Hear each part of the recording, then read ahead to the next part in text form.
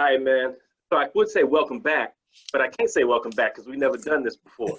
But hey, so welcome to the first edition Scenario Sportscast, man. It's been a long time coming. We've been intertwining. If you've been following Scenario for a long time, we've been intertwining sports and culture and all of that into it for a long time. That kind of goes hand in hand with the Black community. But we're gonna run this a little bit differently, man, and really just all the way in. People have been asking for it for a little bit, so let's do it all the way in. Pure sports, not just sports, but the culture, people in it, all the things we usually do around here. Before we get too far into that, myself, I'm Matt Whitener. I'm gonna be driving not shotgun on this one. I'm gonna be driving this one all the way. Joining me for this first show, we got my partner in crime. We got the guy that pulls the strings behind the scenes and in front of it, the one that keeps the heat off of me. I'm not gonna have him for all of that this time. I'm gonna have to take some of this heat. We got Darryl Frierson in the building, man. So you know who we are. You know what we do from the scenario. We're gonna bring it on the other side now, man. So what's up, D? What's the word, man? Good, man. I'm good, man. Man, I can't wait till we do another scenario show, man. We got some good emails, man, too, man. So I know some people that probably like when they see this, like, oh man, my email's gonna get read. No. You tune in later on this week. Like just table that till Friday, and your email will be read. And yeah, like I'm glad you put it that way, because here's the thing, man. For the longest, we've been getting emails. It's been about, yo, I want to hear about your perspective on sports and this on scenario. And I'm just kind of like, well, I can get into that. It's going to kind of go off the rails a little bit, but but what I want to do, man, is really just get and that it really pure shows angle. that y'all don't like 3-hour shows. Yeah, right. So I mean, what I'm saying, we get that pure angle this time. So here's the instructions for this. What you got for the scenario? Keep sending it to the scenario. We're gonna get to all of that. If you got something that's going on in the world of sports, though, anything different that way, send it to me here. We'll definitely get into it. We'll chop it up. But before we get off the ground with this too far, man, I want to just talk a little bit about, what this show is, what it's gonna be. Talk a little bit about, where I'm at, why I'm doing this way now, and then we'll get into what it's gonna be. I think this is gonna be a good rundown into what the show is going to be. And of course, man, always send your feedback in. Do you tell people where they can send the feedback, man? They go to straightOLC@gmail.com. As soon as we get, in general, it'll be scenariosports@gmail.com. But just for the interim, we'll just do straightOLC@gmail.com. Absolutely, man. And can't go too much further down here, man, without talking about that, man, about what we're doing over here. Actually, you know what? While we're on the phone, I'm going to go and make the Gmail now. So it's going to be scenariosports@gmail.com while we're on here. I'm just going to go ahead and make it. See, look at how easy that is. We moving in real time, man. And see, and that's the thing about it is that, the Straight Out Low Cash Network, man, the Straight OLC Network, we really are growing crazy, while the virus is growing outside, man, we growing indoors with the business tip, man. What a way to segue it while the virus is growing outside. Well, because you know what, man, the virus is kind of shaping even how this show is launching, it's because like we put it off for a long time because the idea's been in place, but you don't really want to launch something, necessarily like at the crib, especially when you got studios and you got things like that, still taking it easy with that being out in the world, hey, to each their own. I'm taking my time. We're going to do this, but we're going to get it started just because, over the last couple of months. Yeah, man. So, what this show is going to be is, we're going to definitely, we had the goal of launching this thing, making it be a completely different thing, but, things have gotten changed. So as the virus is spreading outside, we're not going to wait because there's a lot going on in the world of sports. I think that's just got to have commentary that we got to have now. Don't want to step on the other show from the network commentary. You know what I'm saying? They definitely got their own neighborhood. I'm not going to step on their block with what they got going. But, the intersection of what's happening with sports in the world right now really is something that I think has got to be talked about. And I think that more than ever before, sports right now is taking a stage that's playing on a much higher level than it has in many, many, many years. Definitely I peak it has in my life. But, we'll talk about that when we're going to go back. But, it kind of brings me to what this show is going to be. All right. So, how I really see what this show is, it's truly is looking at the entire sports world, through the lenses of what we do with the scenario. So what does that mean? What is the scenario? It's a place for Black commentary, but putting a filter on the sports world as a whole. So the thing we do with scenario is that we try to keep it, on point, but not heavy-handed. And that's what we're going to do here. Same way, same flavor, things we get through there. Real issues, things that folks are talking about, things that people are curious about, things that people want to hear about through the lens of how is it impacting the culture and the society. However, at the same time, we're going to call things out the way that we always have too. If it's something that we're not doing right, we're not going to skip on it. We're going to call us out to the floor on that as well. But, in general, man, cutting through the fat and having fun doing it. And that's going to mean a lot of different things. Special features, segments that we run back, just like we do on the other program. Bringing in folks for interviews, some folks that maybe you never have quite heard talk about things in the arena that they have now. Bringing in people that you don't know about yet, that you need to know about, that are out here doing things in the sports world and in the media world, and people that have played the game, and people that are going to give you that perspective like you've seen before, like the OG Hour episodes that we do with Orlando, but with a lot more people and a lot of other folks and they perspective to the table too. Really at the end of the day, just a platform. And I think that that's a thing that we all have responsibility to have right now, and I think that the sports world definitely can do that too. So while that's what the show is going to be, let's talk about what it's not going to be too. If you came here for talking head arguments, we just, who's top 5 of all time? You know what I'm saying? Like, hey, I'm not doing that. We are not doing that here, Doug. You can go to Facebook for that. You can go to ESPN for that. Hot takes, I'm not doing that. If it's a take here, at best, I'm going to say it's going to be a medium take. But that's fine, because I think there's enough hot takes that are out there in the world, you know what I'm saying, that having a medium take is good too, because that means you've actually thought about it some, right? So I mean, that's where we at with that. But also at the same time, it's not going to be conventional. There might be episodes where we just dive super deep into what one thing means right here. We were doing this show a month ago. We would have most definitely spent a lot of time on Kyrie Irving and where we were at with that, and what it meant for the Bucks to be taking the stand that they were taking. Like sometimes some things just deserve that spotlight and that dive in. We're not going to do that, that canned sports commentary and things like that. If anybody knows me, they know I hate narratives, and that I hate running the company line, if you will, on topics. So, man, before we it doesn't have black sports. Mm-hmm. So it just kind of is what it is. Yeah, I want people to know though too that you doing this is not. We will still talk some sports topics on the scenario when they phase into the regular world, because some things just keep writing itself. Scottie Pippen get caught out there again doing some dumb stuff with Lawrence. No, we own that. We own that. That's Lou Williams going to the strip club getting some wings. We're on that. Like this is more in-depth analysis. Yes, absolutely, and it's gonna be what that was supposed to be and things like that.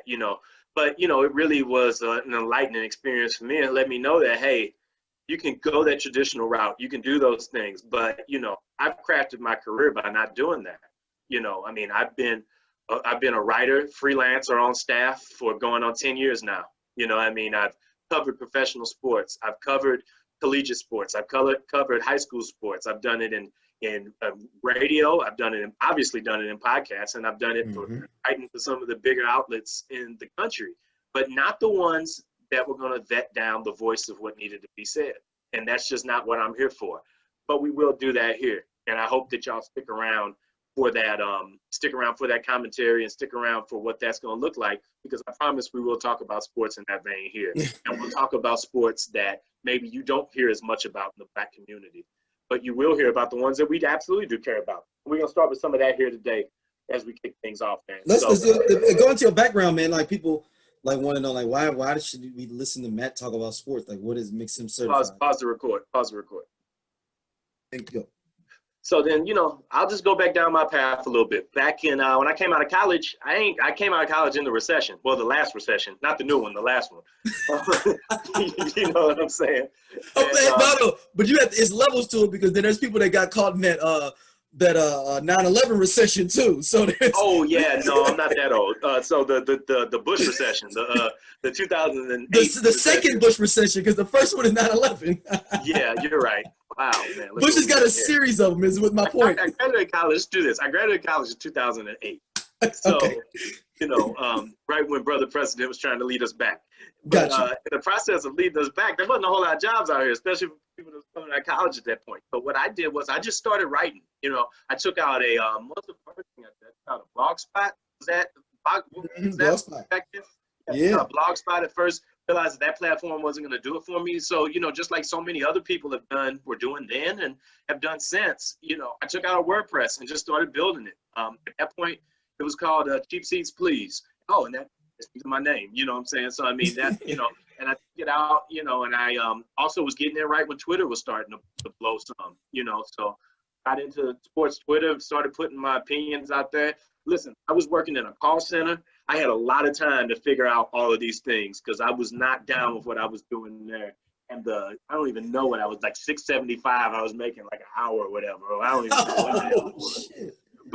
But yeah, I mean, so when you barely paying the bills, you're gonna definitely got time. You feel your passion when you barely paying the bills. You know what I'm saying? So started doing that, man, and the thing that really grew from that was just how many people were growing at that same time. So people that were writing their own sites and figuring out what this next new media landscape was going to be and things like that.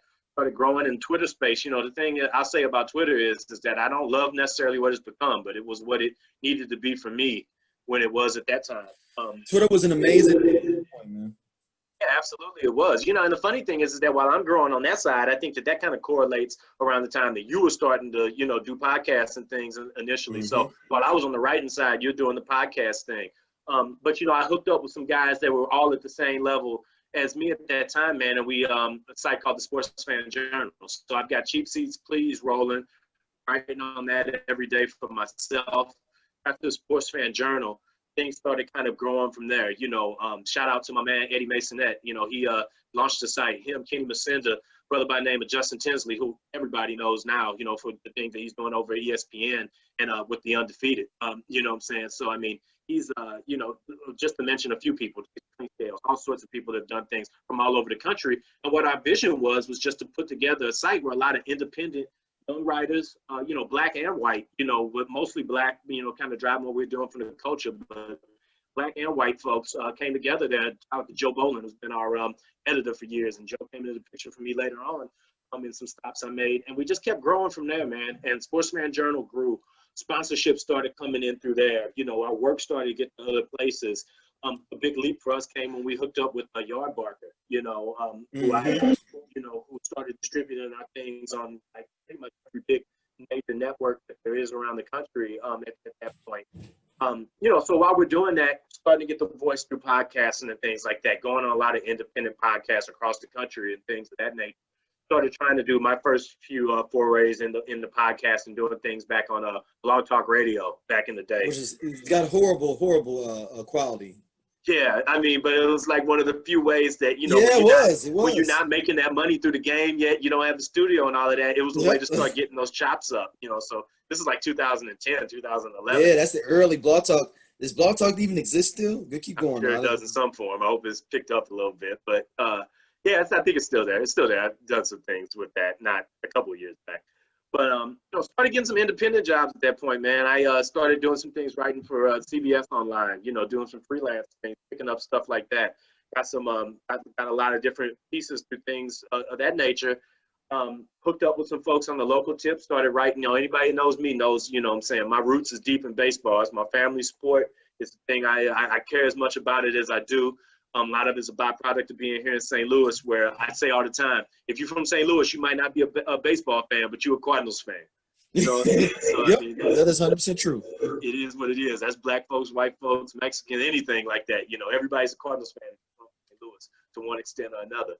So started writing the Cardinals on a regular basis for a site by the name of I-70 Baseball, which again was getting syndicated on a lot of big baseball sites across the country. Got the opportunity to start covering the Cardinals that way. Got in to know folks on that side, doing some coverage that you can from afar, some of it up close. That was when I started doing things like pressers and things of that nature. So I mean, that was a big break right there. Continuing to write for myself, write for Sports Fan Journal. Ended up getting hired on by Yard Barker to be a staff writer there and to be an editor for this as well. So, moving up that way. And, it just continued to do a thing where my voice got out there, doing more people's radio shows, more things like that. And then what ended up happening was that I got a break for working here in radio in St. Louis and doing the 5 a.m. to 7 a.m. show. That was just an open slot there. Got an opportunity from Tim McKernan, who's been in the business here for a long time, to be on that network, his network at that time. And got a chance to, still add revenue for the show to try to get the pay to be on the air and things like that. Listen to the show, got an opportunity. I was on a show with that with the guy. Actually, you know, I ended up getting on that show with another colleague around here by the name of Dan Buffer, who does a lot of work around here, who's really used Twitter as a platform for himself and has grown up and is really keeping these St. Louis roots here. So definitely shouts out to Dan for doing that and, you know, asking me on and doing those opportunities. Overlooking some of our partners that we still work with now, guys, you know, Chris Denman and Travis Terrell, you know, doing stuff with them on their network, and the things that they've done, just the multitude of things that they've done, starting to get on air with them.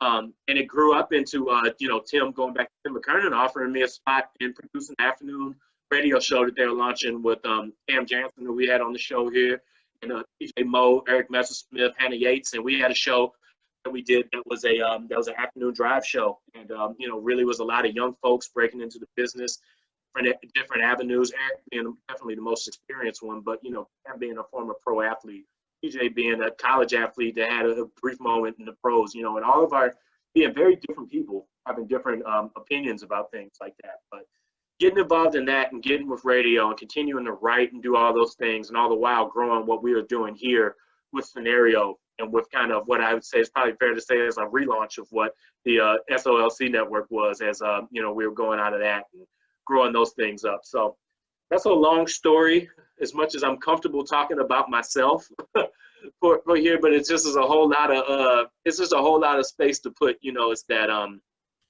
people give me trouble on the way. Throughout all of that, got verified on Twitter as a person that, you know, is of note to talk about sports. That's one of the best things that's happened to you. Whatever I say, a blue check that's helped me get a few green checks. I put it that way. That's what that is. You know, so I mean, but you know, I mean, those are all, you know, things I've worked at and have worked hard. And the thing I say is that I pick my shots. You know, there's a lot of opportunities that come around to do a lot of things, but it's about picking your shots. And every shot wasn't a good shot to me. There's places that have big names that I've had opportunities to work at that I don't know if that's the way I see my career going. You know, so, but what I do see is that I believe in what we do here. I believe in what we do with Scenario. I believe the things that we say and the people that we touch and the process that it takes to get there and do that. And I just see this as being the next wing of how that passion and what I've done in sports making a difference here. So here we are. There's the long and the short of what the Scenario Sportscast is going to be all about and where we're at here. So you want to talk about some sports? Let's talk about some sports. Talk about some things that don't involve me. You're still muted. Darryl keeps just like he got audio laryngitis on the other side of this. Yeah, because no, you got a feedback coming in, so I don't want to be laughing and then the feedback pop in on you. So that's why I've been muting myself. Hopefully, get some feedback from the show itself. You know what I'm saying? So yeah. We'll see where it goes. That's my journey, though, man. So let's talk about some people that are on a different journey here. We got the Lakers, man. Change that dynamic with the MVP, the Lakers. What you got on this, man? So and, I guess let's just talk about the semifinals in general. Let's talk about the NBA in general. Yeah. Let's take a step back let's take a step back to the Clippers. Let's talk about them off the top. The first topic to have is somebody who's what the Clippers are and what they are. So here's the thing, man, the NBA. So I'm going to set up the table for the NBA. If anything is constant in the NBA, it's change. Nothing stays the same in the NBA for long, right? You know, so, you know, you came into this year and it kind of felt like a fresh start to the NBA in some ways. You know, you had the Lakers rebooting, Lakers 2.0 after last year, you know, just didn't have the bullets to make the run they needed to even make to the playoffs, you know, even though the expectations with LeBron with the sky. But, you know, getting Anthony Davis as soon as possible, you know, reset that team. And, you know, so, I mean, they're where they're supposed to be. But meanwhile, what's happening in the NBA is that it's not so much about the big three era anymore. It's about parity. All these teams that have, I say it's the NBA Jam era now. You have all of these duos. You have all of these teams coming together like that. So one of the duos that people was the most hype about were the Clippers, right? You know, you got Kawhi Leonard coming out of Toronto as the savior of Canada. And you got PG-13. PG-13. I can't call him that no more, but I'm going to tell you why. He's just PG now. His rating goes down a level. He ain't PG-13. That's a little too explicit. For what we got from him. But we're going to get to that in a second. You got all these duos, man. So, like, the game has changed some. But, you know, one of the teams that people was about was some Clippers. Now, I'm going to put myself out there. I was about those Clippers, too. I said that team got everything you need. They got defense. They got depth. They got the superstars. They got everything you need. Here's what never happened for that team. That team never was a team. There was a bunch of cats that was together kicking it. It ended up being more like a freestyle cipher than an actual group that got together and did anything. Because whether it was injuries or whether it was the pandemic or whether it was just, this load management dedication that you get with a bunch of these teams now, they never took off. You know what I'm saying? They never became that team that they were supposed to be.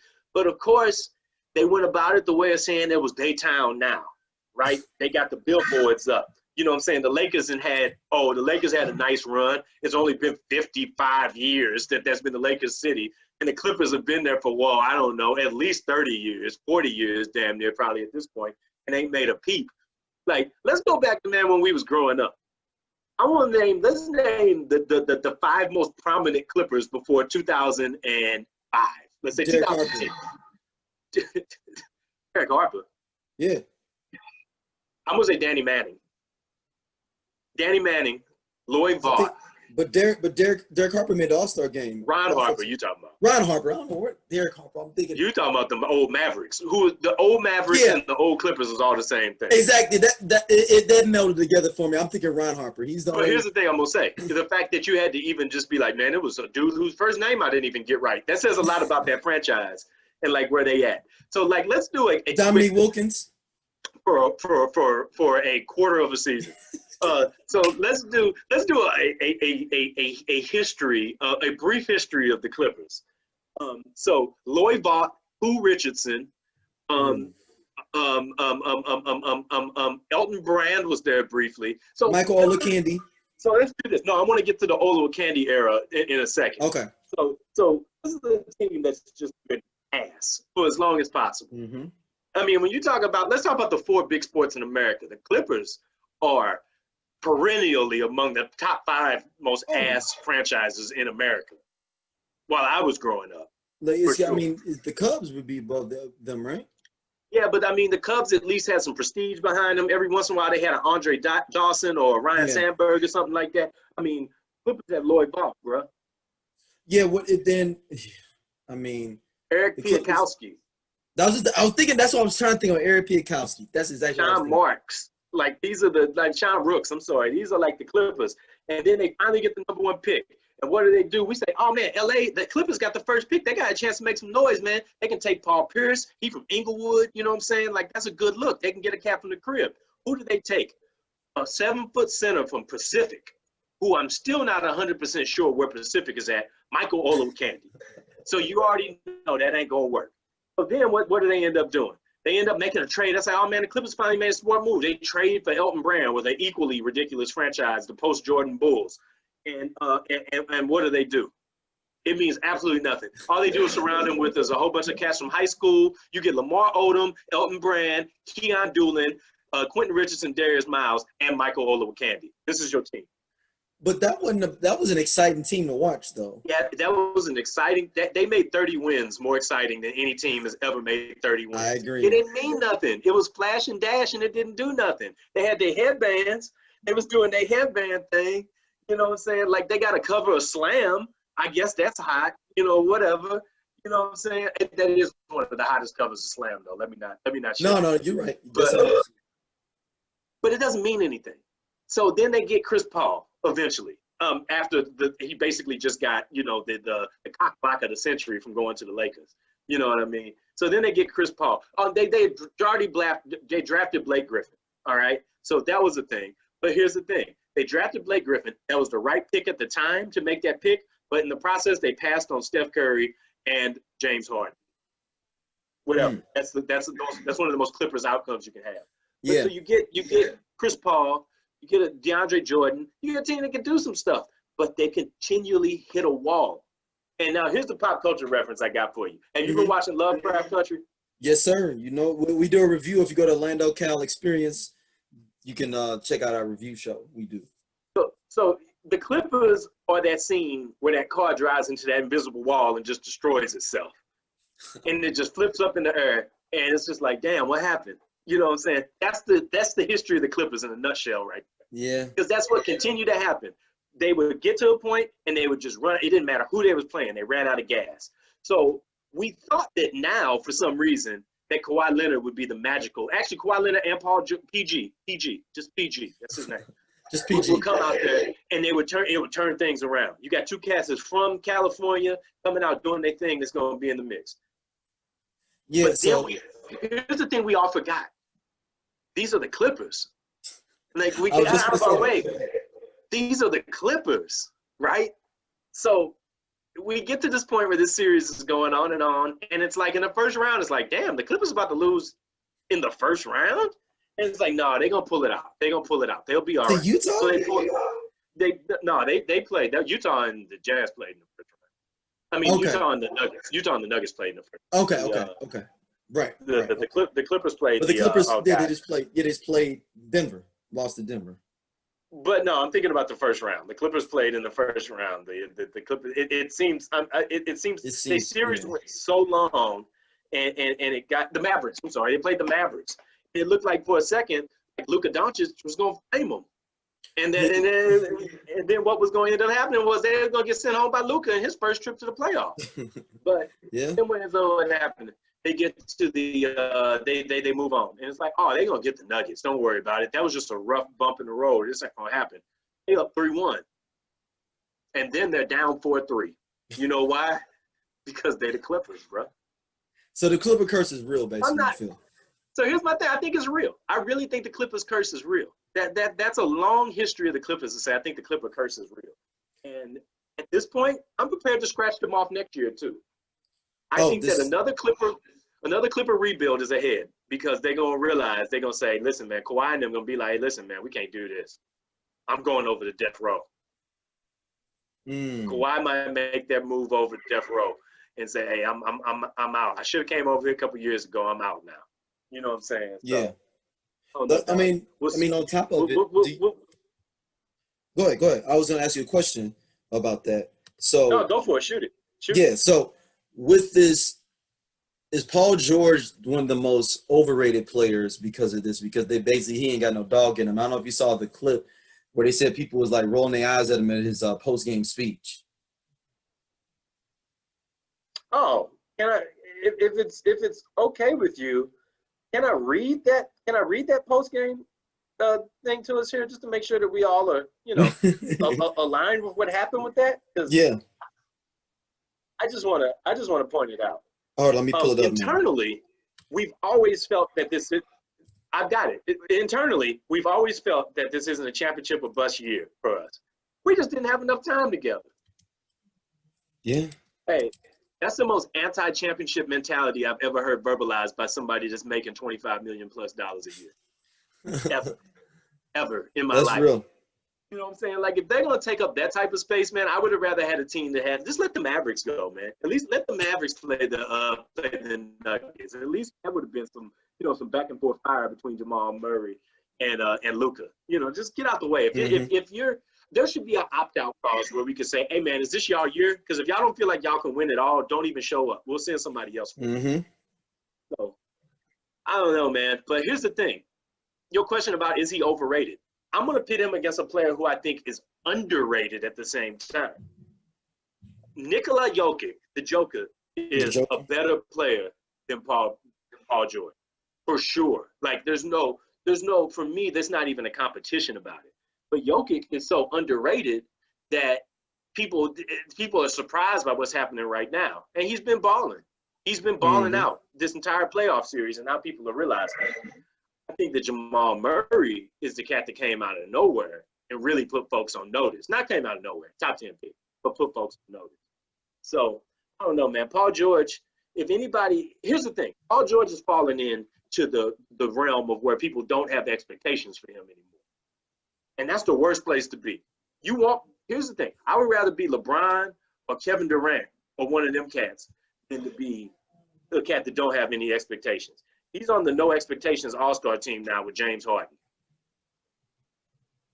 They just look at him at this point and they don't want it. Hey, Doug, you'll be all right? Yeah, I'm good, man. I'm good, man. I'm good. you nodding heavy. Yeah, no, man. They got the kid at home working. I'm working 5 jobs, man. I hear you, bro. I feel you. So my question would let's move into this playoff. What do you?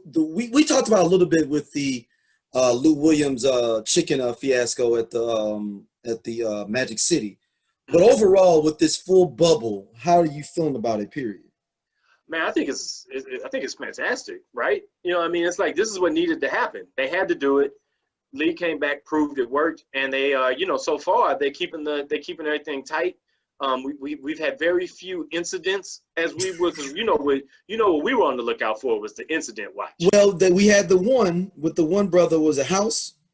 Yes, Daniel House from the Rockets. Yes, he got caught. That's the problem that he had, because I know that these incidents is going down. And when we say incidents, this is the Vegas odds had J.R. Smith being at the heart of the biggest incident, I think.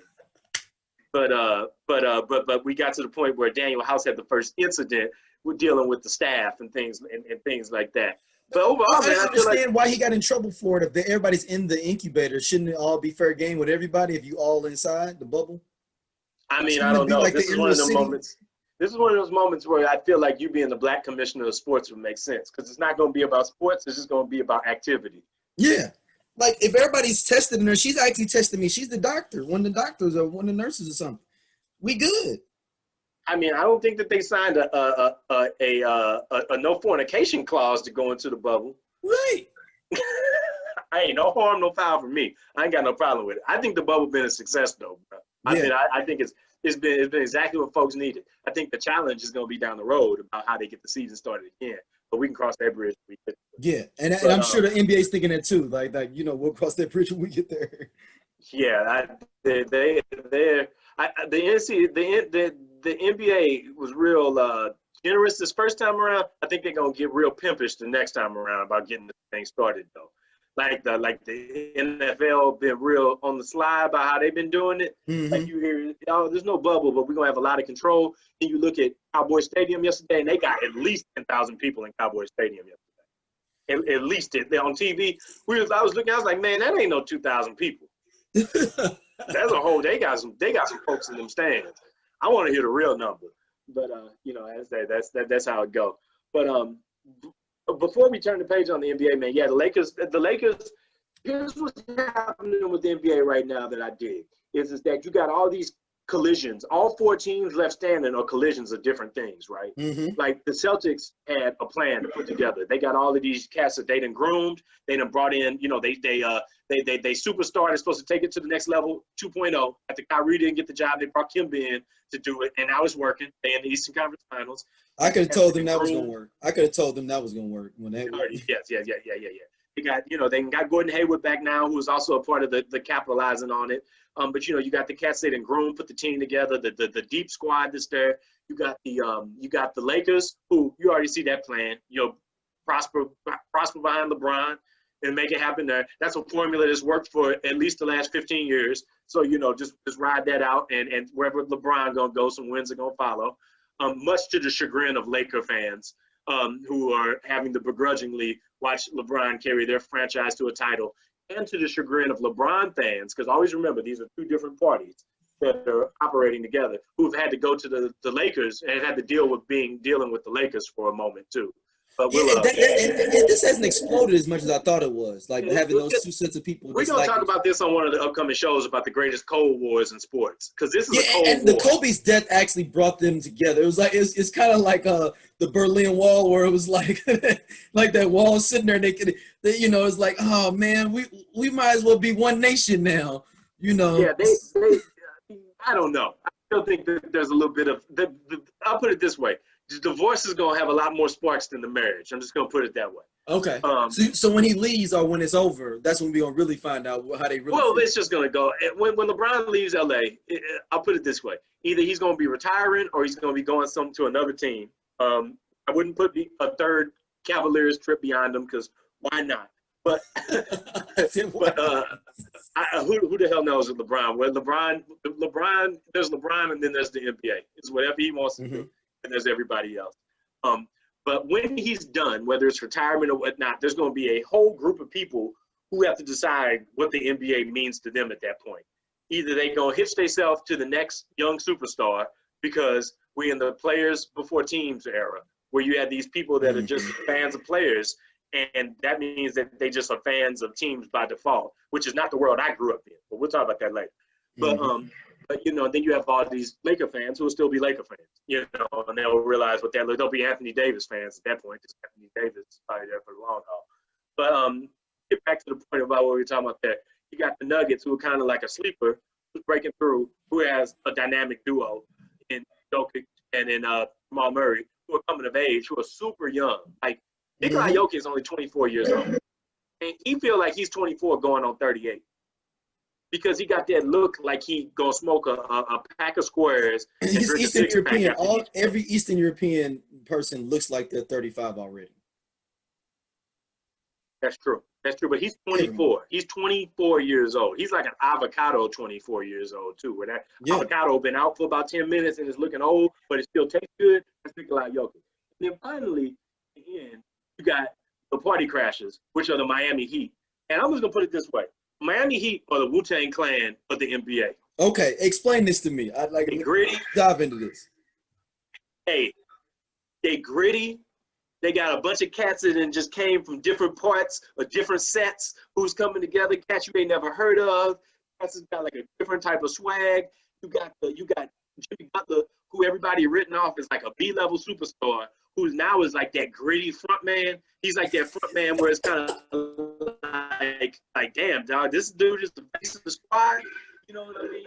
Like if Wu-Tang Clan had a front man, I'm gonna say it's Method Man. And Method Man is the grittiest front man of all time. Yeah, no, he's the one. Period. When you look at the RZA said up front, he's the first solo artist on Wu-Tang. They knew, okay, women gonna like him. He has the voice. He has the delivery. We gotta ride him. If the Wu-Tang Clan is gonna be successful outside exactly. these 36 chambers, we gotta ride him. And that's Jimmy Butler. Like Jimmy Butler came to town to be the Method Man of that crew. Even go back to like the Wu-Tang story on Hulu, like how he was just kind of chilling on the outside and then jumped in. That's Jimmy Butler. You know what I'm saying? And he got the beard. He got like the grittiest superstar beard of all time right now. But this is what Jimmy Butler really wanted in his life at the Miami situation. These stops, he wanted these teams, I feel like, to be like this squad is. Yeah, this is the next level of the Bull squad that he could have been on, like if D Rose and them cats would have stayed healthy. There you go. You know what I mean? There you go. Like them Bulls had a chance to be some of the grittiest championship level teams of all time if D Rose wouldn't have blown his wheel out. You know what I'm saying? So but then you got like Bam Adebayo that just came up out of nowhere. He like Raekwon of that joint. You know what I mean? Just like mad consistent doing this thing. All we need is Deion Waiters to come back and be ODB. Oh God, yeah. I mean, this is who is the ODB of these Miami Heat?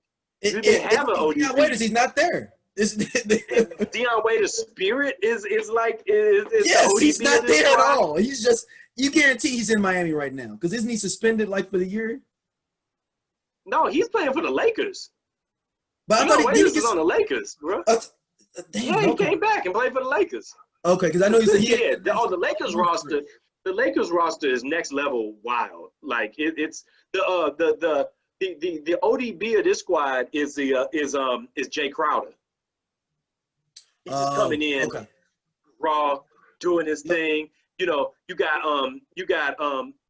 some cats that's down on the bench. You just got just like all over the place. Like if you who is Tyler Hero? That's who I want to know. Who's Tyler Hero? Tyler Hero is Ghostface Killer. Yeah, Tyler Hero is Ghostface Killer all day. And what's the dude with Covington? Is it Covington or what is his name? What's the Covington is in Houston. No, but what's his white counterpart that looks like him similarly? Duncan Robinson? Yeah, I get confused until I see who when they walk. That's the only way I know the difference between both of them. I understand. So and also I'm gonna go and throw it out there that Udonis Haslem, who is still on the team. Yes, he's still on the team. I think he's on the team forever. He's permanently on the team. Udonis Haslem is the jizza of the team. No, he's the spiritual leader. Hold on, Udonis. How old is Udonis? Udonis gotta be 40. I knew it. Okay, I was like, Udonis is old. Udonis is still there. Udonis is still there. Goran Dragic, he is the Inspector Deck of this squad. You know what I'm saying? He just come in with the precision, do what he got to do, put it out there, say what he got to say, get it done. Duncan Robinson, man, he's Capadonna. He kind of on the outside, just got in the mix, man, but he's Capadonna. And then you got I'm gonna go ahead and throw Kendrick Nunn. Kendrick Nunn is you got he got what it takes, but he kind of a little bit on the outside. He's getting there. He had a strong rookie year, but we're gonna need a little bit more. And then finally, my man, Eric Jones Jr. got out top flyer as Master Killer. So we got the whole Wu-Tang clan. We got the whole Wu-Tang clan of the NBA here too. And I tell you what, these Heat got a chance to be like them Pistons that came in and blew things up for the Lakers back in 2004 too. Because they ain't worried about nobody. They gritty, they ain't got nothing to lose, and they ain't worried about nobody. So you're saying they could be the Pistons of this, where they just come out of nowhere and just kind of and take it, and that'd be the most bubble outcome that there possibly could be too in this joint. And I'm telling you, man, they ain't worried about nobody. They ain't worried about nobody that they playing. Like, I think that the most fascinating outcome is them getting to the finals and taking it on. This will redeem Jim. Now, I don't think Jimmy's redeemed, but I think it would show, and I think maybe he's already shown it, that all them other teams he's been on had a whole bunch of suckers on them. Like on Philly, on Minnesota. Yeah, Jimmy need to be with a squad that's got that grind. It was too many cats wearing shiny suits in Philly and in Minnesota.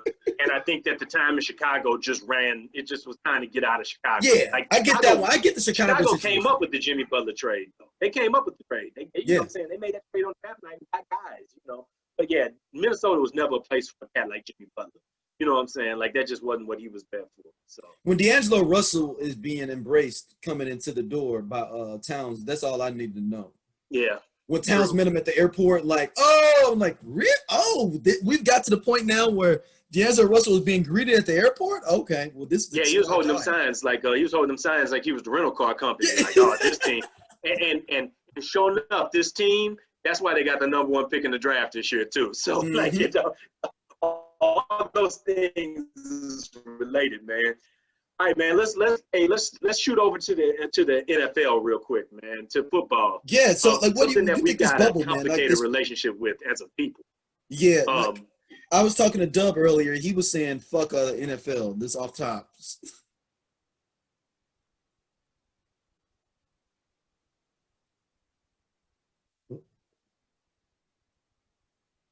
Did you hear me? You got me? Yo, you breaking up bad for me out of nowhere. Go back to the point. Go back to the part before you said bubble, because there ain't. No. I said Dub. I said Brandon. I said Dub said fuck the NFL. Because I texted him. No, you said, but you said right before you said that, you might not have heard yourself say it though. Hold on, D. I think we're still not connecting because. Yeah, hold up. Yeah, all right. So no, what I was saying overall is I'm thinking with the NFL. Dub, I text Dub because I do want to give a shout out. I know this is your show. I want to give a shout out to Primetime Deion Sanders for being the new head coach at Jackson State University. That is so 2020 that's believable 2020, but I didn't believe it could really happen 2020, if that makes sense. Like, if you told me that it's not like weird 2020, it's like, okay, I can see that in 2020, but it's like, are we really there that Primetime is a head coach of a historically black college, Jackson State? You know what, man? It's wild because it's Deion and because it's like everything we know. Deion has been like super high profile, super that. But this is a Deion move, though, right? Because Deion's whole career has been about going against the grain. Like, I always remember Deion is a cat that hopped on the plane to go play in the NLCS after he played in the NFL game. Like, so Deion hopping up and doing something that isn't necessarily expected doesn't surprise me. Like, that's like if this would have been like I don't know, like some cat that's just like, what? Like Bruce Smith, where'd that come from? I ain't never known him to do nothing like that. But Prime, I can see doing that. That makes sense to me. But no, man, shout out to Prime, man, because I mean, I feel like the lean into the HBCUs on the athletic side has been something we've really been seeing athletes start to embrace and talk about on their platforms this year. You know what I'm saying? Shout out to Mikey Williams, you know, was putting out what he put out about saying, yo, I'm at least considering it, looking at it. Like, that's a power move, man, for cats like that. And to see more of the young brothers that are even committing to some of the schools that are doing that, I think we're going to see some people take some shots like that, especially some one-and-done cats over the next couple interesting. Years. I know the game will change when Rick Pitino decides to go there. Like, his next stop is at Bethune-Cookman. You know what I mean? Like he's that, but because I think he's not right. Say what? Because he's Iona right now. Because Rick Pitino's Iona right now. Yeah. But if he goes to Bethune-Cookman next, I'm like, okay, yeah. there's something going on. No, man, we can't let these cats turn into like Nick Nolte from like Blue Chips and nothing like that, man, and like just be like corrupting our black colleges, bro. And that's exactly what I think was going to happen at Bethune-Cookman. The Nick Nolte shows up. we gotta keep we got a term amongst my fraternity brothers, man. We got an alarm at the gate, and that's an alarm at the gate when Nick Nolte shows up or Rick Pitino shows up at Bethune-Cookman, man. But yeah, man, shout out to Prime for that, man. I'm really interested to follow how that goes. I hope Deion can stay committed to it, that he has success there, because I know he won't have a problem recruiting kids to come down there and play for him. Like, people gonna go play for Prime, man. So, and my question is, I mean, I got a question for you though. With that, do you think kids care about Prime like we care about? I mean, like that's what I wonder about with the recruiting for him. That's my only kind of concern in general. Is that his name means something, but does it mean something to a 17, 18-year-old kid in 2020? Well, it really depends on that 17 or 18-year-old kid too, man. You know what I mean? Because, yes, Deion Sanders transcends generations. They know who Deion Sanders is. It really depends on that kid, though. Like, the thing I know about 17, 16, 17, even older than that, you know, young, even going into young 20s, they're going to follow the wave, man. And, like, if people talking about it and it's exciting, and you know what I'm saying, it's still something for Deion Sanders to come to your house and sit down, you know what I'm saying, and say, hey, I want you to come down here and ball for me. You know what I'm saying? That's still Deion Sanders coming into your house. And if you are a kid, you know, I want us to keep this in perspective, right? You know, because like maybe the kid that's going to be going to Alabama or Clemson or one of those places, maybe that kid isn't going to go there. But there still are a lot of talented kids who are 4-stars and 3-star kids that can go and get opportunities at these HBCUs that might have been going before and just sitting on a bench at a Mizzou or Iowa State or a Texas or Tech, even a higher level. If I got a chance to go to North Dakota State, maybe, or not, no, maybe not that, because that's the highest level of FCS. But so let's say it's. I think you're onto something, though. I think you're onto something with North Dakota State, or even a higher level than that, like an Appalachian State who's moved up. That's what I'm thinking. Yeah. Into Division I. So, like, who's to say that, like, a strong HBCU can't become like what Marshall was when Randy Moss was there? You know what I'm saying? Or, like, become a school that is, you know, it has that. Those opportunities will be there, you know. And Randy Moss was a 5-star kid that just got mixed up in the wrong thing. But, you know, like, you got an opportunity to go there and really be that guy. You know, to relight that Jerry Rice, Mississippi Valley State type thing, that Steve McNair, Alcorn State, have more of that happen. You know, who's to say that can't happen? And if that was to happen at the HBCU level, having a Deion Sanders at the helm helps it happen a lot quicker than somebody that they ain't as familiar with. So yeah, that's right. I think that having Prime there, that brings a lot of prestige that just you can only get through a Hall of Famer. That's a notable, high-profile Hall of Famer like Deion. You know, but you know, going into college football is going to have an interesting time right now. I mean, you're seeing a lot of kids who are really put in tight spots about whether they want to play, whether they don't want to play, what it's going to do for them. One thing we know about college football is that they at the head of the pimping table. You know what I'm saying? So they in it for themselves, man. So they're going to do whatever is best for them, man. And that's just the truth of the matter. But, you know, one thing I will say, man, is that having football season, I think that from a mental aspect, from what sports bring, it's a good thing right now. Like, you know, I think that we've seen more people kind of, I don't want to say thaw in the NFL because, you know, but I do think that more people are seeing more things in the NFL that they don't want to miss out on, you know, and I think that that's credit to somebody like Lamar Jackson or somebody like Pat Mahomes. Like, you're seeing all of these brothers who are balling out on a high profile, and it doesn't make right what happened with Cap. There's some people that'll never come back, even if Cap gets his opportunity. There will be some people that still will only come back if Cap gets his opportunity. You know, we can say Colin Kaepernick for a different time. Obviously, as you can see right here, I absolutely am promoting Cap at all times, man, but a bigger topic for a bigger time. But what I did want to do is take this opportunity to point out that we did have a record in week 1 of the NFL season for the most Black quarterbacks ever in league history, starting at a time. Out of 32 teams, 10 teams had Black quarterbacks starting. That's a record. It broke a record from a year ago when we had 8, I believe, in like week 15 or week 14. So it's just showing a trend that's continuing to move forward. You know, you have another brother in Josh Fields at Ohio State who's probably going to be a top 3 pick next year who could potentially raise that number up some more. You got some brothers on the bench like Jameis Winston, Jacoby Brissett, who should be starting over some of the guys that I saw start this week. I was just going to say namely somebody like a Mitchell Trubisky, or or somebody like that. I'll leave it. There's plenty of guys I can pull up. The NFL falls off after about 15. There's about 15 good quarterbacks in the NFL, and then it gets real bad after that. Maybe 18 if you stretch it. But but to say, I want to shine a light on the fact that my opinion for a while has been that yes, you can boycott the NFL. You can do that. My main thing is, number one, don't say you're boycotting the league if you weren't watching it beforehand. That's not a boycott. That's a bandwagon. That's a different thing.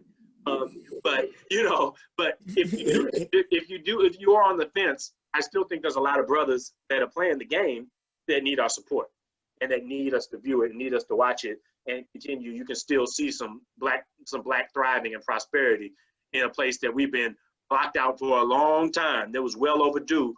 Word to Charlie Ward about that. Word to Tommy Frazier about that. Mm-hmm. Plenty of brothers that we can go back in time that should have got opportunities that didn't get opportunities. But in the spirit of this being the scenario sportscast, it would only be right if we didn't, put a little bit of a theory on the table. Okay. So here's what I've got is that I got a list here of who the brother quarterbacks in the league are in real life. Like, who is that cat in real life? We all know a cat like this, or we've known a cat that's like this. What is each black quarterback in the NFL? Who are they like? So I'm about to hit pause real quick. Oh. So what we're gonna do is that Darryl, you're gonna throw a couple of the quarterback names. I mean, the 10 brothers have started. I got 2 bonus that I'm holding back to. And then what we're gonna do is just say, hey, who is this cat that's somebody we all know? Like this quarterback based on either who he is, how he plays, just whatever it is, the general vibe we got from the cat. This is who he is from a cat that we all know. So this is the equivalent. This is the equivalent of the scenario of the week for the scenario sportscast. So let's kick it off, man. Let's kick it off. Patrick Mahomes. Hey, man. So for me, Patrick Mahomes is the dude that everybody likes and they can't say nothing bad about. You know what I'm saying? So like he's relatable, like he's popular. You know what I'm saying? He's relatable. But he also is like the cat that every chick he's dated, you know what I'm saying, don't got nothing bad to say about him afterwards. It might be because he's got the Derek Jeter basket. We don't know, but they don't have anything bad to say about him. But he's a dude that's been in like 5 people wedding. Like whenever they have a wedding, like he's in it. He's that guy. And when you have a house party, he the dude that always bring the dope drinks and something to eat. Like he the cat that's like really, and nobody has nothing bad to say about him. He's like the Teddy Simpson. He's like the Teddy Simpson. He's Teddy Simpson of homeboys. That's who he is as a quarterback. Yeah, that's a perfect one. I don't have anything that's a perfect one. He's Teddy Simpson. He's Teddy Simpson. Next up, Lamar Jackson. Oh man, he the hood star. Lamar Jackson, the hood star, dog. He's the cat that's like, you just like, oh man, hey, he's incredible. Like you should have seen him, man. You should have seen him play. Or like, man, like he pull up, he got the rims. His stuff always be on point, but he getting it the right way. He just the hood star though. You know what I'm saying? Like he just out here getting it. Like it's gonna be him. If something hot, he gonna have it, and he gonna have it a couple of days early. And you gonna be like, damn, he really is the connect. He really got it all. But it ain't like he out here trying to sell it to you or anything. He just got it. Like he fly, and he ain't apologizing for who he is either. Like he gonna always be him, like no matter what. And he's like, hey, listen, if you gonna rock with me, you're gonna have to rock with me the way that I am. Like Lamar Jackson is like the Allen Iverson of today. He the hood star, dog. Okay, that's a good one. I like that. Okay. All right. Next up, we got Deshaun Watson. So Deshaun Watson to me is the people's champ. Like for his entire run, Deshaun Watson, has been the people's champ because he was when he was going in college football, national championship game. You know what I'm saying? It was like we gotta let this brother thrive. Like he got to get over, and he go out there and win against all odds. You know what I'm saying? It's just like people behind him. He become a superstar late. People like he should have got the Heisman and get the Heisman. You know what I'm saying? That's cool though. That's cool though. For us, he's still that guy. Draft night. Bear sitting there at number 2. Take a white boy. You're just like, come on, dog. How did you get this wrong? Deshaun Watson is right there. You took this dude who was like a 1-year starter at North Carolina, Mitchell Trubisky. We don't even know who he is. But you had Deshaun Watson. You wouldn't know him if he walked in the room right now. But you had Deshaun Watson right there. Yeah. And then Deshaun Watson goes to Houston of all places. And you're just like, oh, yeah, he going to a black city. He about to ball out. He about to be that guy, man. Deshaun Watson, no matter what, he got his check. You know what I'm saying? He go out there. When the spotlight be on him, he ball out. Deshaun Watson, man, he the people's champ for me. All right, Dak Prescott. Dak Prescott is one of them old Wayman Tinsdale III ass dudes off of Strictly Business. The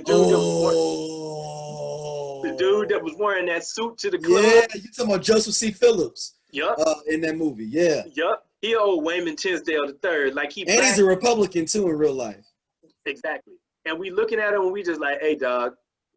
We know at some point you're gonna sell the culture out. We just waiting on it to happen. So you saying Zeke is Tommy Davidson in there?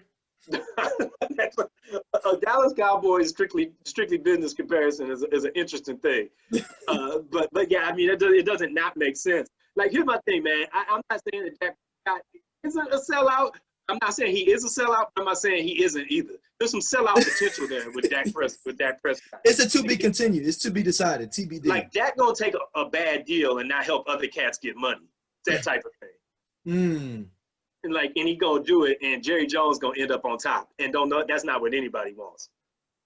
Yeah, we don't. Yeah, Russell Wilson.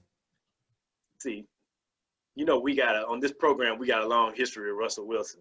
We got a long history of Russell Wilson in the scenario. I'm gonna throw out mine. This is okay, go ahead. You go first for sure. He's the black dude that grew up in an all-white town that he just decided to go to HBCU.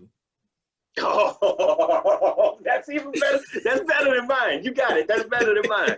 That's better than mine. If anybody, it's women too like that, but y'all know the black person that they grew up in an all-white town and they were like, I just need to figure out my blackness, so I'm gonna go to Tuskegee. Yeah, and then he come out and he's just like, and he's Russell Wilson now. and he got a dashiki on. Yes. And you leave away, he come back home, and all the people that used to know him don't know him no more. But he's from Marion, Ohio, or something like that. Yeah, my Russell Wilson was the dude you used to know back in the day that switched it up big time. That's it. Yup. Kyler Murray. Oh, this is the easiest one for me, man. He your little brother that can ball out. Like when you see your little brother, you be looking at you like, hey man, my little brother gonna be nice. And people just like, all right, man, we gonna see. He remind me of my homeboy who grew up with, man, T-Bill, Terry Martin. Terry was nice in middle school. After high school, was quarterback freshman year. Like we was just like, I told you my little brother gonna be nice, man. Shout out to my boy T-Bill, man. He already doing big things in the finance game now too. That's what's up. Getting folks credit together. But hey, this was a cat that's Kyler Murray, man, and he was dope in 2 sports too, man. Like he came in, was dope on the court. He would have been dope in baseball if he would have played it, but he ain't even bother with it. But but that's it. Every time I look at Kyler Murray, I be seeing like the dopest JFL quarterback of all time when I look at him. He just always making moves like that. Next up, Tyrod Taylor.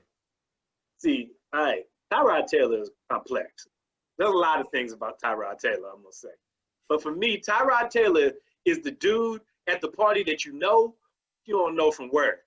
Like you just like, yo, what's good, fam? Like the dude, but he's always cool though too. Right. And that's what it's been. He always cool. He always straight. Like Tyrod Taylor always been straight, all the way back to Virginia Tech, back to Buffalo, back to Cleveland, all that, been straight.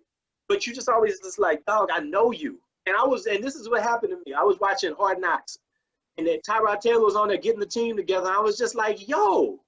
I was like, I know, dude. Who is that? I was like, who is that? I was like, yo, that's Tyrod Taylor. I forgot he was out there.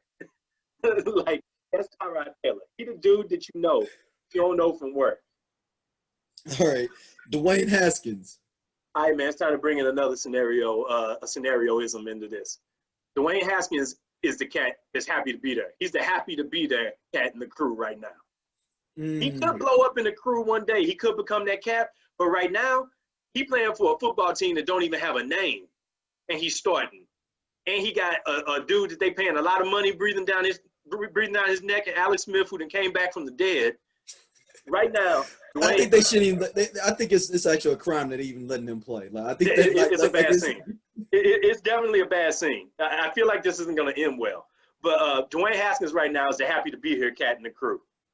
I was going to say Dwayne Haskins is the black dude that goes to the all-white school where he's the only one black dude on the squad. Oh man, see, I've heard that. I heard he's a super solid ass dude like that. No. He's still solid. He's just the one black dude that goes to that school in South County, like Oakville. Oh, like the black dude on Varsity Blues? Yes. Okay. Hey, there's nothing wrong with him. He's still straight. It's not like he's selling out. It's just that he just go there. You got to take 3 buses to get there. Okay, I got you. You're right. He's a D-Seg. He's a D-Seg kid. Yes, he's the D-Seg kid. He's the D-Seg kid. He's the black dude that played for DeSmet. Yes. Like even though DeSmet's super black now, though. DeSmet's super black now. Oh, yeah, but I'm talking about back in the day. But I heard they DeSmet, yes. Yeah. I got you. Teddy Bridgewater. Yo, Teddy Bridgewater is your homeboy who always got a different job. Like you don't even know. Like you just kind of like, damn. Like I thought you was at Hertz. He like, nah, man, I'm over at Enterprise now. Like, wait a minute, what? Yeah, but you forgot where he was at, because I did. Yeah, you know who he plays for the Carolina Panthers now. I know, but I forgot he left the Saints. He left the Saints. Yeah, and he popped up on the Saints after the injury in Minnesota. But he's been the starter damn near all these. He's been the starter at all these places. He always pop up with a different job, but he always got a job though. That's Teddy Bridgewater. Your homeboy always got a different job, but he got a job though. This is a good one, Cam Newton. All right. Do you want a piece of this? I mean, I think I was saying Cam Newton.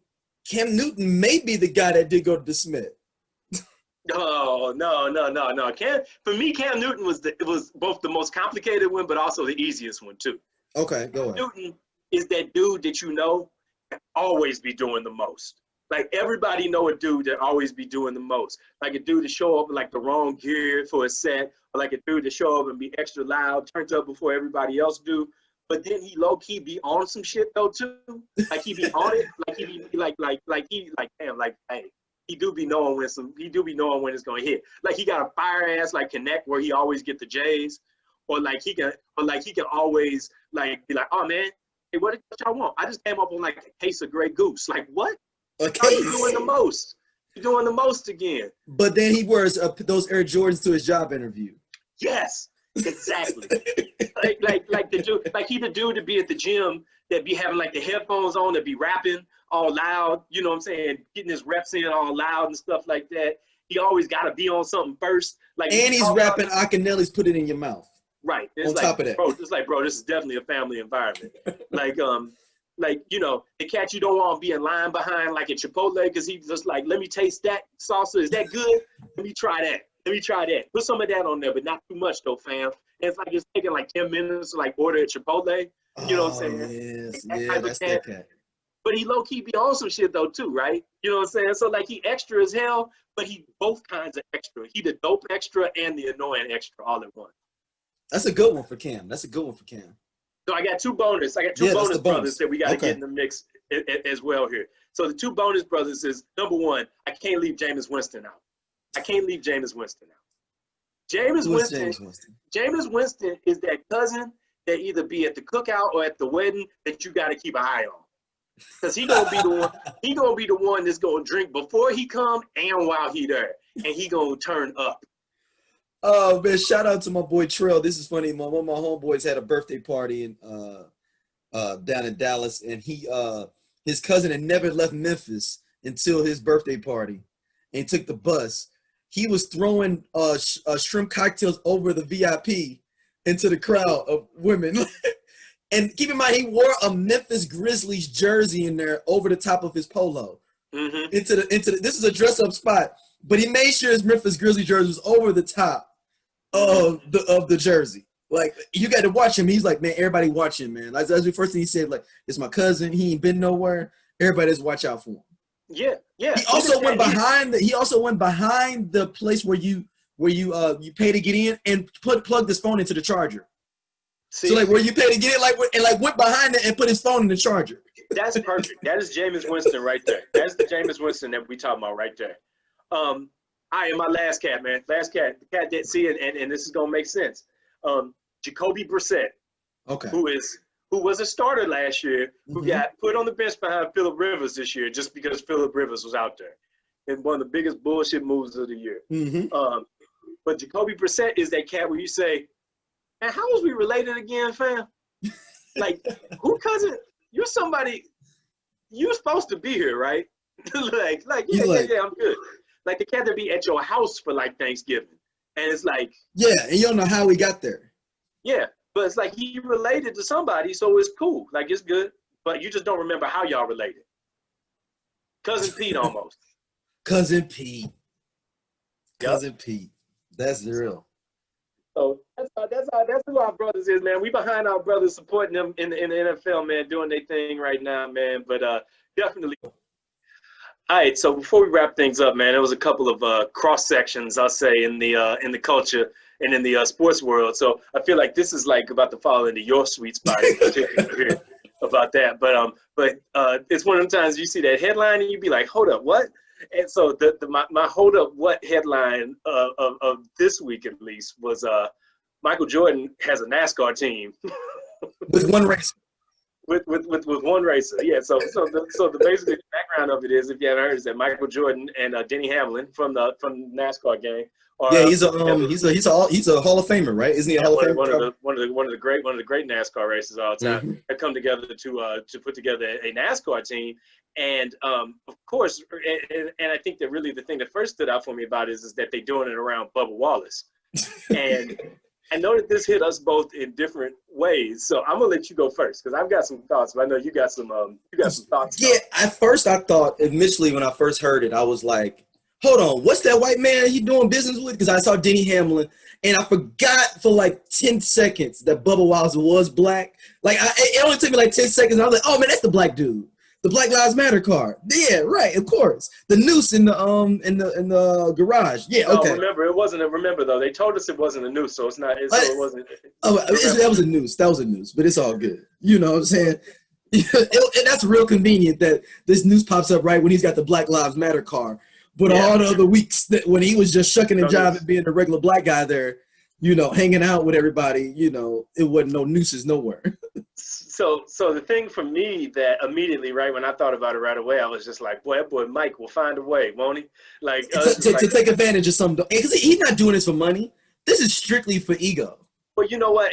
So here's the thing I'm going to say. Before I know that it's popular and it's the easy thing to do is to drag Mike down. Yeah. One thing that Mike has done is Mike has cornered that market in that sports, that North Carolina sports market. Like I agree. That's where he's from. You know what I'm saying? Like in North Carolina, you got Brad Doherty, who's like one of the lead analysts for ESPN for NASCAR. So I mean, you start to see brothers being involved in it down there. And for Mike, I just immediately thought, I said, well, how's he gonna get this on the sneakers app? Like, what's this? How is this gonna get? You know he's market. It's gonna be the Jumpman car. Yeah, right, exactly. So it's gonna be somewhere like that. And look, and if they smart, I would have Bubba Wallace on all kind of ads and stuff with the driver Jumpmans. The driver Jumpmans. I can't wait to see his racing suit. That's gonna be his. He's gonna be fitted out. My thing is, why didn't a driver already try to get this to happen for them? Because you're gonna be fitted out. I mean, the thing about it is, man, is I feel like most of the time Mike picks you. You don't pick Mike. That's true. And Mike decided now that this is the time for him to get into the mix. And all right, so now I'm also giving Mike a little bit more credit. Like for years we said out there, Michael Jordan, you know, obviously he's been haunted for years by the comments about, you know, Republicans buy sneakers too. Ain't letting him off the hook for that. Supposedly he didn't say that though. See, exactly. I'm not letting that whole thing off the hook. What I'm not letting off the hook is about Mike. You know what I'm saying? Like, he's a little bit late to the party in having some of them statements and things be out there. I'll talk at a later date about why I feel like I've never held like people like him and Magic Johnson and those folks on the line for that. But, you know, the time is now and he's not being left behind. You know, so, you know, Mike has stepped up and has definitely been a voice. He's definitely been one of the people that's been at the forefront. Like if you go back to what's happened with the NBA a couple weeks ago, you know, Michael Jordan apparently was the voice in the room that was unifying the players and the owners. You know, about what that looks like and about what that situation, you know, right around when the Bucks walked out. So, Could Michael Jordan be a clone then? I need Akbar for this one, because maybe we got another version of Jordan at some point where he got swapped out. Like Paul McCartney, like Michael Jordan.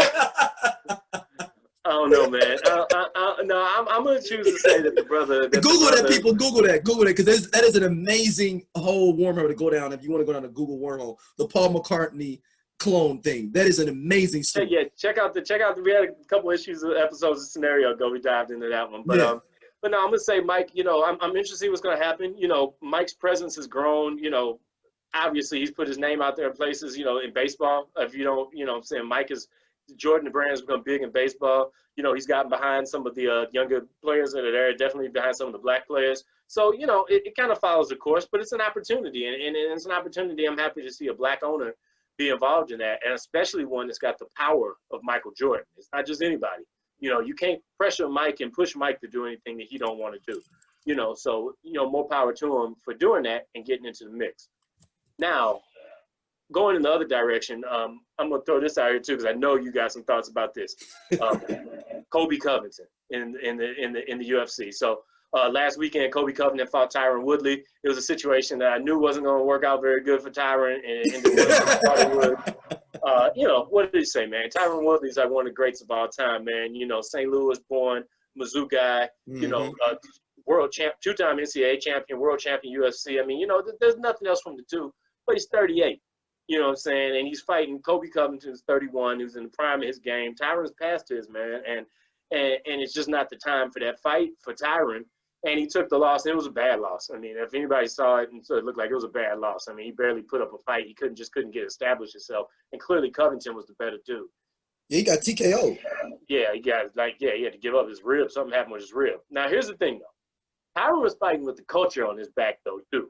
Because Kobe Covington, if you're not aware of him, he is I think we talked about him on Scenario before, but he's a dude that uses that MAGA perspective. He was wearing one of those Keep America Great hats on the way to the ring. He takes no opportunity. He passes on no opportunity, I should say, to not find some way to, prod that little bruise in society. And he's just one of them dudes. He's one of them white dudes that just makes that happen. But the thing I'm gonna say about him though is that for me, why does it only stick to sports when it's a black athlete talking about black causes? You don't see them same people calling him out for that. And it's just in a time where we just have a next level of double standards. It's one of the brightest ones of all time. Look at this. You got mad at Muhammad Ali for opting out 50 years ago. You get mad at Colin Kaepernick for taking a knee.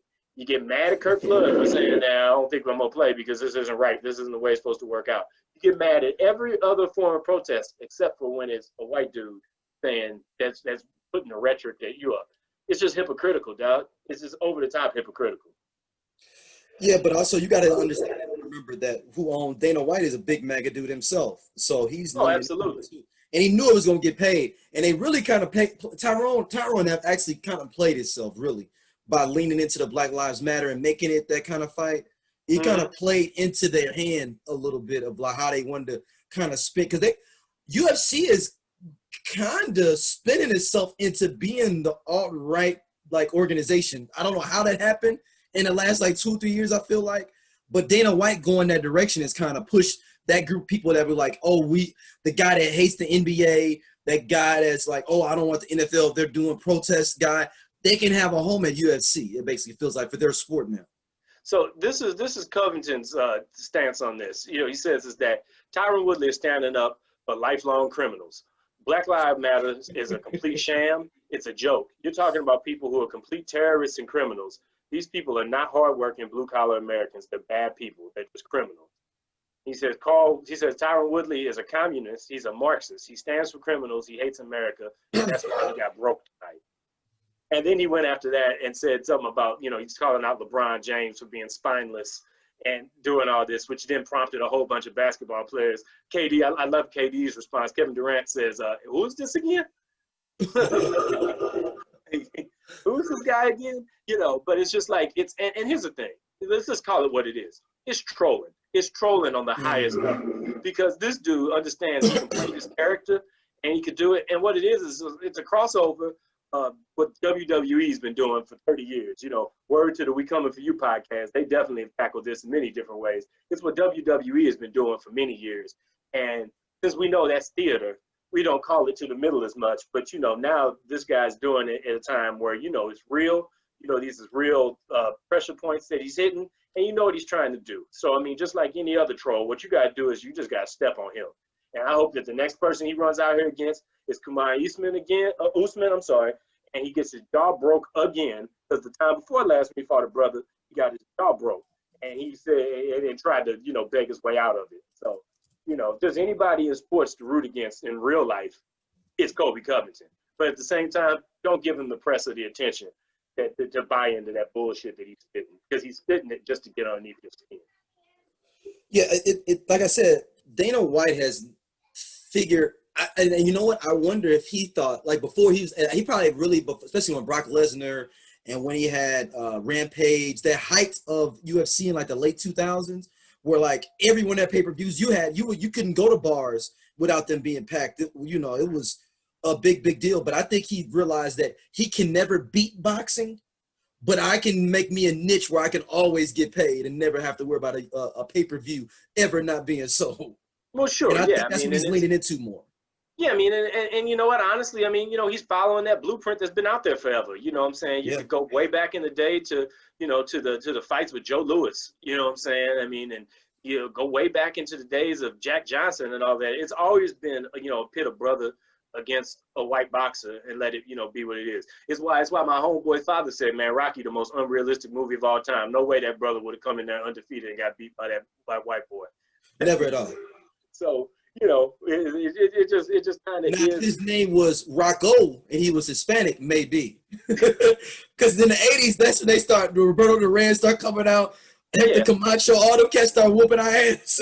But the fight game has always been the most, you know, the easiest way to pit the races against each other. 100%. You know what I mean? It's just always been what it is. It's an easy. That's why I don't do fights with mixed company. Yeah, it's you know, I don't think I've ever watched a fight in mixed company. Yeah, I've done it before, and it was like, you know. Yeah, like you cheering a little too hard, partner. Yeah, exactly. You know what I'm saying? Like, what you trying to say? You trying to take this out here? It was Joe Calzaghe versus Bernard Hopkins too, and with some coworkers, and I was like, they're a little bit going hard for a dude that's British, and none of these cats is British. Right. Yeah. He looks like me, so I'm going for him. I mean, and that's kind of the nature of what that whole thing is. But you know, I'm not buying into the Kobe Covington thing. I think in just as analysis of him as a fighter, I think he's a dude that gets over on simply that standout of who his personality is. I don't think he stands up in the ring against any of the top guys in that class. So he fights the older version, Tyron Woodley. He claims that like it's some defeat over the Black Lives Matter movement, and uses LeBron James to prop himself up because he knows that he'll never get to that level himself. So, hey, man. It's just, if anything, he's definitely doing the MAGA way of life, where he's standing on the backs of the culture, trying to make himself taller, and it ain't gonna work. So, all right, man. Before we get out of here today, man, one thing I want to do is, you know, just leave with some words for some things I've been working on, you know, and this is kind of in the spirit of what that looks like and where that's at. So, we'll get this up. We'll get this out onto the onto the Facebook site as well. You know, go over to the SOLC network page. You'll be able to see this and be able to get the words out there as well. But so where we at, man? Let's get it going with this last call. So, you know, sports is the last refuge for white people that were dedicated to not seeing color. Athletes wore the color of their teams, their schools, and embodied a certain colorness because of that. However, those days are done for a simple reason. That was never the truth of the situation at any point. It was just one that both sides allowed to prevail for too long. We are past the point of no return in being able to meet at the 50-yard line, half court, home plate, center ice, fill in the blank sports comparison for compromise. That's over with. We're way past that point. People as a whole are going to have to prepare to be moved or get out of the way in full, because the days of pleasantries and haven in sports are finally done. I say both sides because there's a legitimate fault to be spread on both sides of the equation. There is the relegation at hand by the aforementioned fans who selfishly declare sports to be a neutral site for humanity causes by athletes within its various ranks. The idea that there has to be one or the other approach to being either a high-profile athlete or a person that speaks up regarding issues that reside within his community That's never been fair, and we can't condone it any longer.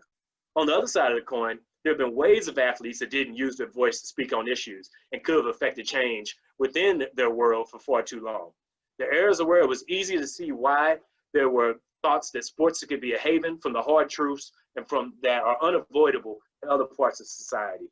There's a lack of responsibility there as well, but we'll get to a little bit more on that later on. You know, finally, there's even a break-even point.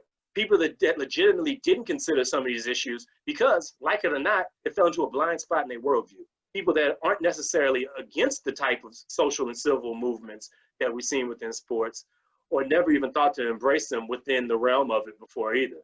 This is simply a lack of knowledge, and we've got the opportunity to use sports to be a platform like never before. But this is a part of society that's becoming, there's a break-even portion as well. The people legitimately didn't consider some of these issues before because, like it or not, it truly fell into a blind spot in their worldview.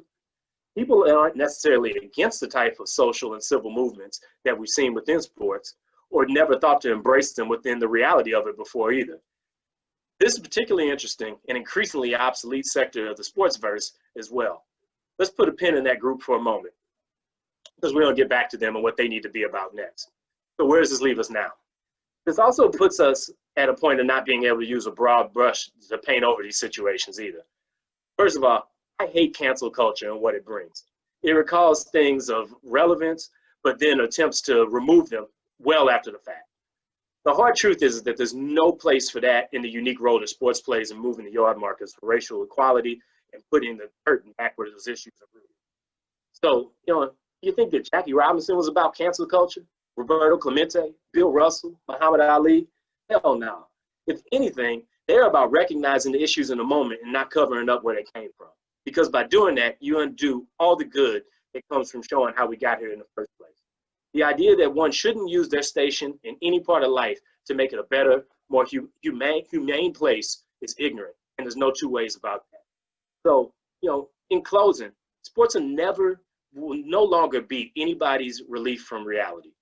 It holds greater responsibility than that, and it will not be allowed to be a reprieve. The revolution will and is being televised, and you have the right to turn it off if it doesn't make you comfortable. Or you could decide to engage and come out on the other side with a bigger, more realistic view of the world that we all live in. The choice is yours, but that's the only choice that you have. Man, you used to be on the sports reporters, man. I loved it, man.